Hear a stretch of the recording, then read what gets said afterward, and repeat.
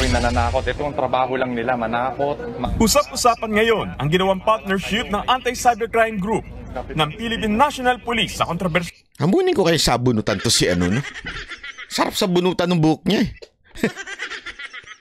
Lugi ka naman. Lugi naman siya, Banat Bay. Wala ka ng buhok eh. Kasi steady yung buhok niya eh, no? Na vlogger na si Rendon Labador. Sa ginawa kasing raid Hindi dyan, sa ibang video, sa ibang picture ko nakita noong yun. Biyernes sa isang online lending firm sa Makati City. Ibinalandra ni Labador ang mga mukha ng empleyado sa kanyang Facebook Live. Hindi naman niya ikinatuwa ng mismong liderato ng PNP. Kaya bukod sa mismong vlogger, lahat na sangkot na opisyal ay dawit din sa investigasyon. Nako, sa patay tayo posibleng dyan. privacy breach ng mga empleyado. Nako, Yung patay tayo action ng dyan. isang police officer may not necessarily the sentiment or the decision or the policy ng Alam mo, palakpakan ka dyan.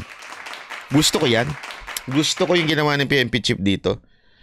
Hindi niya in-spare yung kanyang taong nagkamali. Kasi kung iba yan, poprotektahan na.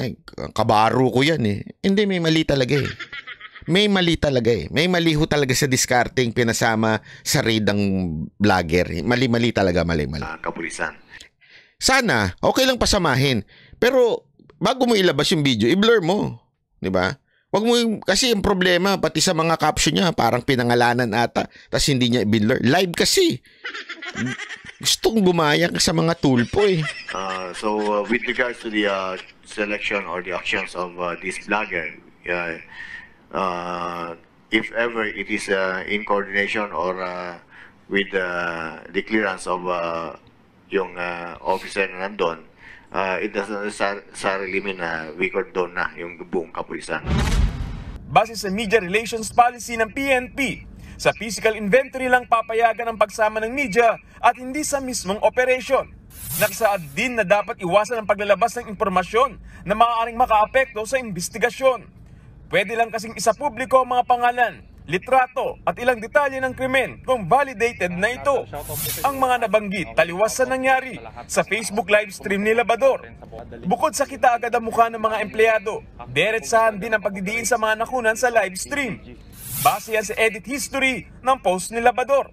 We are looking into this, tinitingnan natin and definitely we don't encourage yung ganong klaseng actions. Saludo ako sa iyo, PNP Chief. Directives and saludo talaga ako sa ginawa mong to, PNP Chief. Hindi mo pinotektahan yung mali ng mga tauhan mo. Saludo ako sa iyo, palakpakan. Iba talaga si PNP Chief. Talaga nga namang malupit na tao. Alam mo, dapat may ganyan tayo eh. May ganyan tayo mga opisyal eh. Na pag mali, mali. Kahit kabaro natin, kahit kasamahan natin, pag mali, mali talaga. Diba? Kaya saludo ako sa iyo, PNP Chief. we will initiate measures so as not to repeat the same incident. Magsasagwa daw ng pre-charge investigation ng PNP Directorate for Investigation and Detective Management o DIDM sa mga sangkot sa nasabing operation ng Anti-Cybercrime Group. Wala pang pahayag ng ACG sa akbang ng PNP. Parang excited din kasi si ate. Makasama si Rendon eh. Ingat po tayo sa mga ganyan. Medyo pagka ganyang klaseng diskarte, nasisira ho yung buong organisasyon. Siguro, sana maganda niyan. Tinanong nyo muna sa pinaka-leader nyo dyan kung tama ba. Meron pala kayong meron pala kayong protocol eh.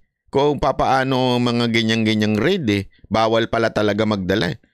Ibig sabihin talaga meron kayong ganyan klaseng kautusan na bawal magsama ng media.